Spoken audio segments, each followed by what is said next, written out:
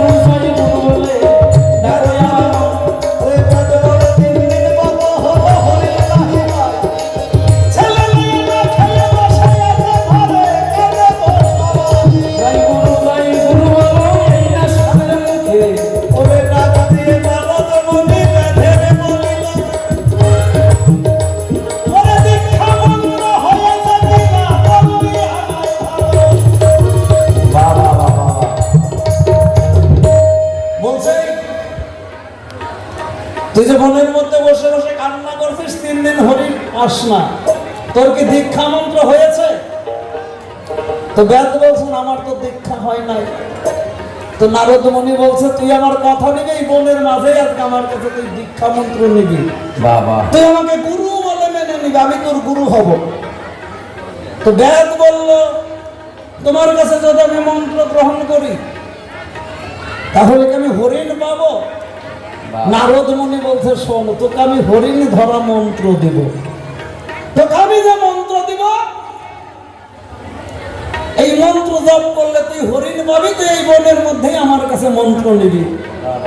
ওরে বনের মাঝে বসিয়া দীক্ষা করিল গ্রহণ, জয় গুরু জয় গুরু মন, এই যে পাবো যখন ঘরে ফিরে যাবে শিষ্য বলে মুখে জয় গুরু জয় গুরু বলো, ঘরে পাগল মন আজ ওই ফাঁকা মাঠে জানলা নাবি বলিলাম তোমার জয় গুরু জয় গুরু বলো, ঘরে ফিরে বসে পড়ো নাম জপিতে থাকিবি। ওরে ফাঁকা মাঠে জলের মধ্যে হরিণ ঘরে পাবি। ওই বনের মধ্যে যখন বেদ নারদের কাছে দীক্ষা মন্ত্র গ্রহণ করলো, নারদ ডাক দিয়ে কয় গাধের ঠাই, ওরে শিষ্য তুই আমার কথা নিবি, এই বনের মধ্যে যার তোর জাল টাঙানোর দরকার নাই, তুই ঘরে ভিড়ে যাবি, তোর বাড়ির সামনে ফাঁকা মাঠে তুই জাল টাঙাবি, আর আমি তোকে যে নাম দিলাম ঘরে বসে বসে এই গুরু মন্ত্র জপ করবি। ওরে ফাঁকা মাঠে জাল টাঙাইয়া ঘরে ফিরে গেল, জয় গুরু জয় গুরু বলো মন, ওরে বসে বসে আবার ঘরে বসে গুরু মন্ত্র জপিতে লাগিল। ওরে গুরু সম্মান রাখার পরে কৃষ্ণ নাম বলে, জয় গুরু জয় গুরু বলো, ওরে হাতে লাঠি লয়ে কৃষ্ণ ঢুকিল যে বলে, জয় গুরু জয় গুরু বলো, ওরে বনের হরিণে তাড়াইয়া মাঠে নিয়ে গেল। ব্যথার গলায় একটা হরিণ তাড়াইয়া পড়িল, গুরু জয় গুরু বলো, ওরে পাগল মন। ওই দেখ মাঠের মধ্যে তো জাল টানিয়ে দিয়ে ঘরে গিয়ে ওই গুরু মন্ত্র জপ করছে, আর সেই গুরুর সম্মান রাখার জন্য স্বয়ং কৃষ্ণ ভগবানই যিনি রাখাল বেশে বনে প্রবেশ করে ওই বনের হরিণ তাড়িয়ে ওই ফাঁকা মাঠের মধ্যে নিয়ে গেছে। হরিণের দল দৌড়াদৌড়ি করতে করতে একটা হরিণ ওই ব্যাধের জালে জড়িয়ে গেল।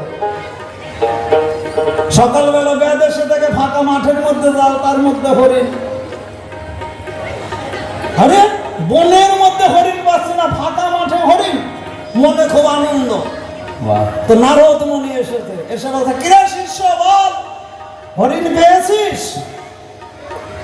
নারদকে প্রণাম করে ব্যাদ বলছে হ্যাঁ গুরুদেব পেয়েছি। নারদ বলছে শোন, আজ তুই আমার কথা নিবি, খালি খালি মাঠের মধ্যে কেন জাল টাঙাবি? বাড়ির উঠানে আজকে তুই জাল টাঙাইয়া দিবি, ঘরে বসে গুরু মন্ত্র জপিতে থাকিবি।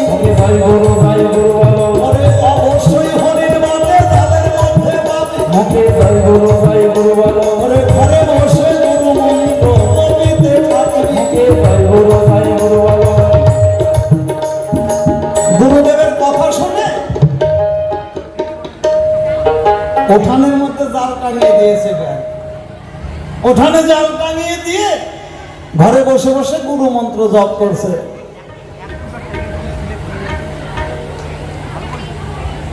বনের হরি তারাইয়া কৃষ্ণ মত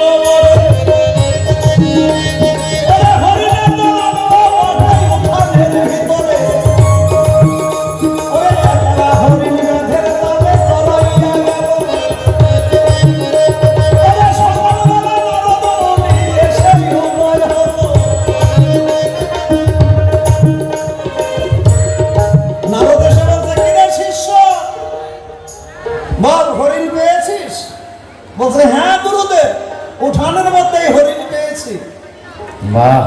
নারদ বলছে, শোন, আজকে একটা কাজ করবি, তোর ঘরের ভিতর জাল টাঙাবি, আর ঘরের জাল না দরজা যা আছে সব কিছু ভালো করে বন্ধ করে দিয়ে ওই জালের এক কোনায় বসে বসে তুই গুরু মন্ত্র জপ করবি। তো বেদ বলছে যে গুরুদেব, না হয় ঘরের মধ্যে হরিণ পাবো, কিন্তু জাল না দরজা সবকিছু যদি বন্ধ করে দেওয়া হয়, হরিণটা ঢুকবে কোন কায়দায়? নারদ বলছে, শোন, তোর কাজ জাল টাঙানো, ঘরের জাল না দরজা বন্ধ করা, আর তুই তো ঘরের ভিতর থাকবি, ঢুকবে তো হরিণ। কেমন করে হরিণ ঢুকবে ওইটা হরিণ বলতো, ওইটা তোর ভাবনার ব্যাপার নয়।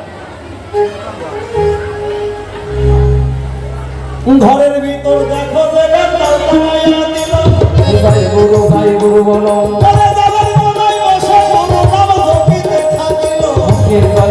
ভাই গুরু বলো, মুখে নয়ন জলে দেখো ভেসে যায়, ভাই গুরু বলো,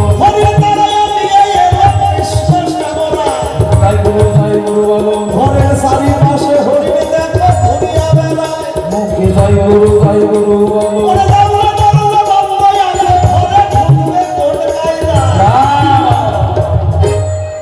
এইবার ঘরের জানলা দরজা বন্ধ থাকলে হরিণ কি করে ঢুকবে, এটা তার জিজ্ঞাসা। কেমন করে ঘরের ভিতর হরিণ ঢুকবে?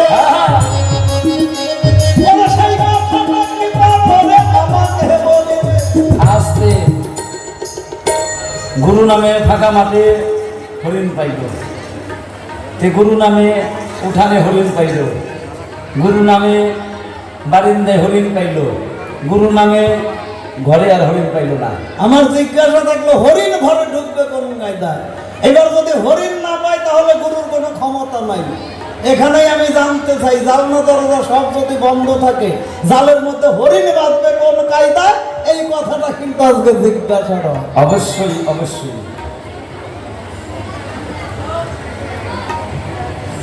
আমার পানে যাবে লাগে ভালো,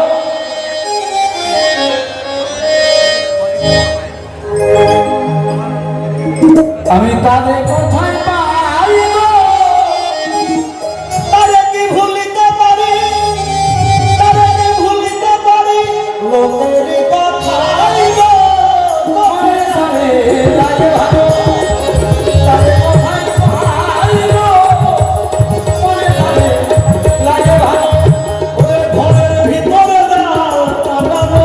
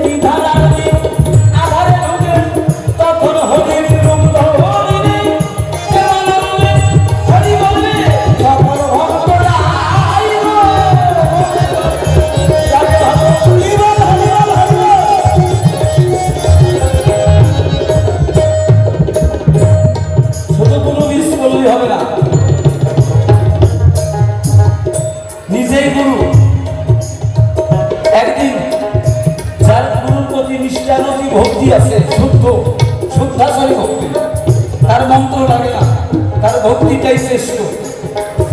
ভক্তি শ্রেষ্ঠ হলে সেদিন নিজে গুরু কৃষ্ণ স্বরূপ হইয়া শিষ্যের যায় সেই রাধার শিখাইয়া ভক্তবৃন্দ বাহুগুলো হরি হইয়া গুরু হরি বলো তোমার যাই সবাই হইয়া।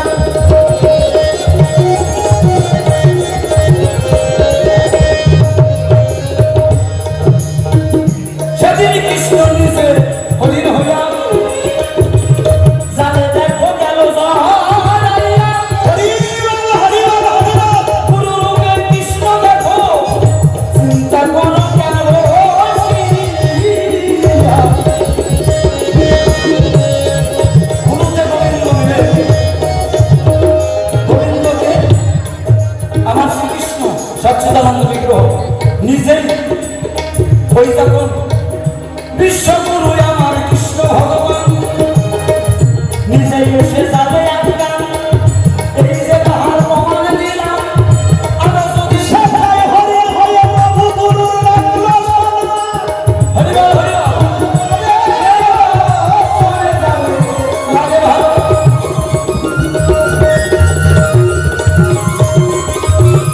খুব সুন্দর বলেছে। গুরুর সম্মান রাখার জন্য তো কৃষ্ণ নিজেই হরিণ হয়ে জালে জড়াইছে। এবার ও ব্যক্ত হরিণ কেটে মাংস বিক্রি করে। ওরে সকালবেলা নারদ মুনি এসে ঘরের ভিতর হরিণ পেয়েছিস কিনা বলবি আমার।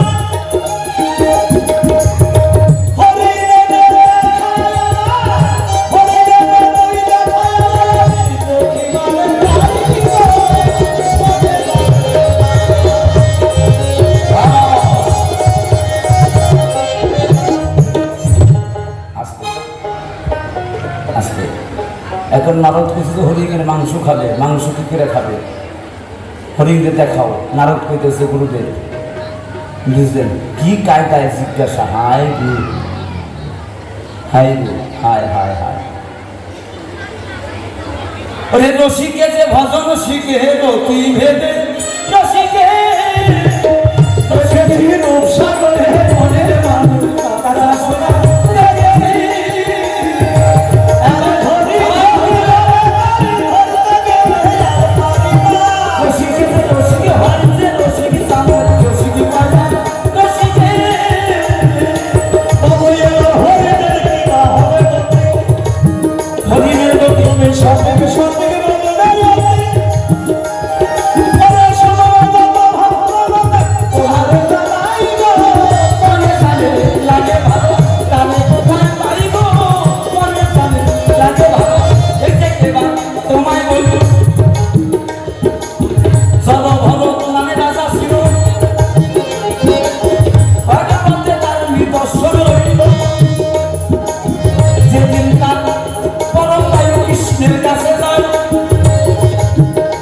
হরিণ শিকার করতো চিরজীবন ভরে যায়।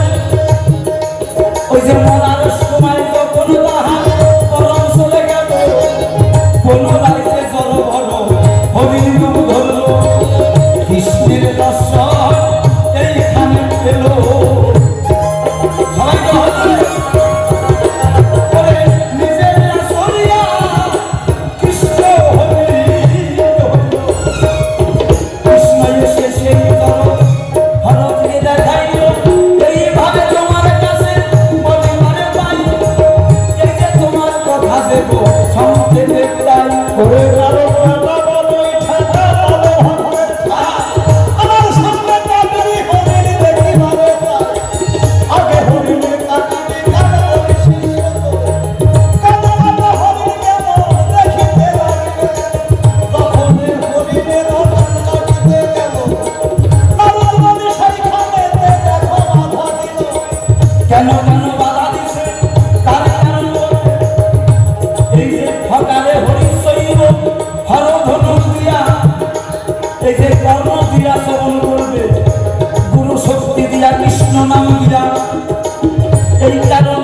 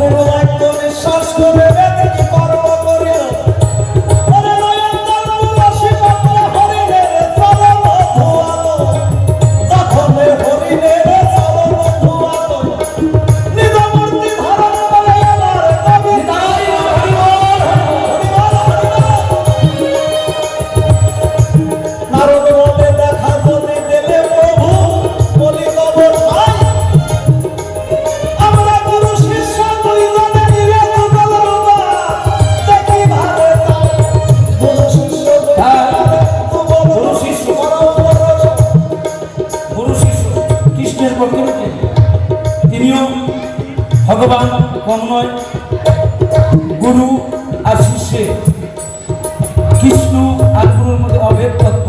তাই আমরা সকলে মিলে বৃন্দাবনে যেতে হবে। বৃন্দাবনে গিয়ে দুইজনই যুগল মূর্তি দর্শন করে যুগল মূর্তির